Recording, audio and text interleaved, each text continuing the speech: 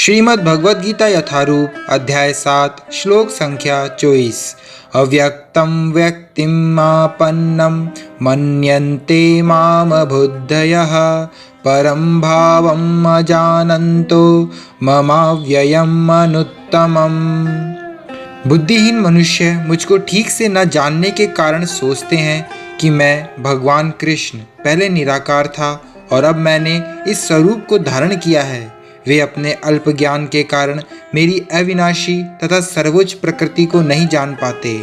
तात्पर्य: देवताओं के उपासकों को अल्पज्ञ कहा जा चुका है और इस श्लोक में निर्विशेषवादियों को भी अल्पज्ञ कहा गया है।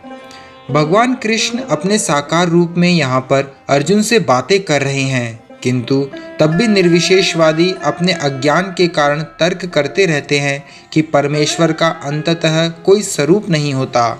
श्री रामानुजाचार्य की परंपरा के महान भगवत भक्त यमुनाचार्य ने इस संबंध में दो अत्यंत उपयुक्त श्लोक कहे हैं।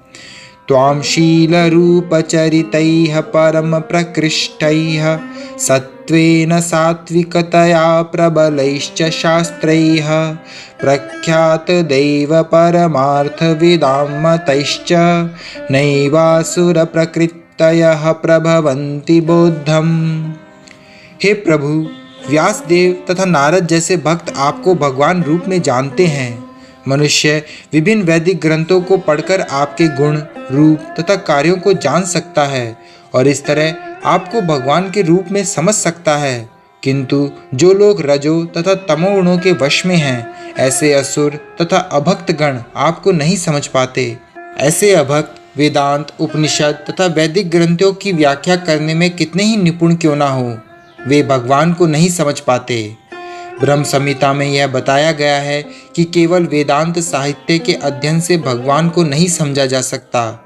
परम पुरुष को केवल भगवत कृपा से जाना जा सकता है। अतः इस श्लोक में स्पष्ट रूप से कहा गया है कि न केवल देवताओं के उपासक अल्पज्ञ होते हैं, अपितु वे अभक्त भी, जो कृष्ण भावनामृत से रहित हैं, जो वेदांत तथा वैदिक साहित्य के अध्ययन में लगे रहते हैं, अल्पज्ञ हैं और उनके लिए ईश्वर के साकार रूप को समझ पाना संभव नहीं है। जो लोग परम सत्य को निर्विशेष करके मानते हैं, वे अबुद्धयः बताए गए हैं, जिसका अर्थ है वे लोग जो परम सत्य के परम स्वरूप को नहीं समझते।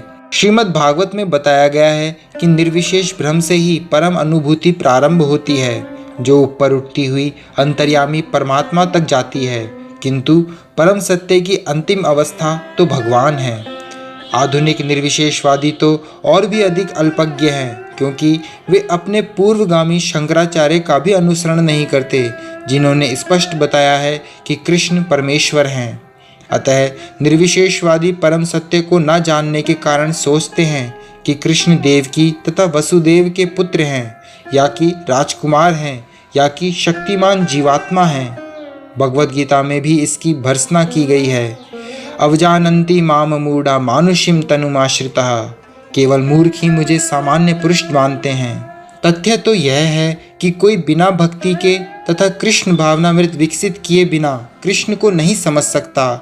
इसकी पुष्टि भागवत में हुई है। अथापि ते देव पदाम्बुजद्वय प्रसाद लेशानुगृहीत एव ही जानाति तत्वं भगवन् महिम्नो न चान्य एकोऽपि चिरं विचिन्वन्। हे प्रभु, यदि कोई आपके चरण कमलों की रंच मात्र भी कृपा प्राप्त कर लेता है तो वह आपकी महानता को समझ सकता है, किंतु जो लोग भगवान को समझने के लिए मानसिक कल्पना करते हैं, वे वेदों का वर्षों तक अध्ययन करके भी नहीं समझ पाते। कोई ना तो मनोधर्म द्वारा, ना ही वैदिक साहित्य की व्याख्या द्वारा भगवान कृष्ण या उनके रूप को समझ सकता है। भक्ति के द्वारा ही उन्हें समझा जा सकता है। जब मनुष्य हरे कृष्ण कृष्ण कृष्ण हरे हरे, हरे राम राम राम हरे हरे इस महानतम जप से प्रारंभ करके कृष्ण भावनामृत में पूर्णतः तन्मय हो जाता है, तभी वह भगवान को समझ सकता है। अभक्त निर्विशेषवादी मानते हैं कि भगवान कृष्ण का शरीर इसी भौतिक प्रकृति का बना है और उनके कार्य, उनका रूप इत्यादि सभी माया है। ये निर्विशेषवादी मायावादी कहलाते हैं। ये परम सत्य को नहीं जानते। 20वें श्लोक में स्पष्ट है, कामस्तैस्त हृतिज्ञाना प्रपद्यन्ते अन्य देवतः जो लोग कामिच्छाओं से अंधे हैं वे अन्य देवताओं की शरण में जाते हैं। यह स्वीकार किया गया है कि भगवान के अतिरिक्त अन्य देवता भी हैं जिनके अपने अपने लोक हैं और भगवान का भी अपना लोक है। जैसा कि 23वें श्लोक में कहा गया है, देवान देव यजो यान्ति भक्ता यान्ति मामपि। देवताओं के उपासक उनके लोकों को जाते हैं और जो कृष्ण के भक्त हैं वे कृष्ण लोक को जाते हैं।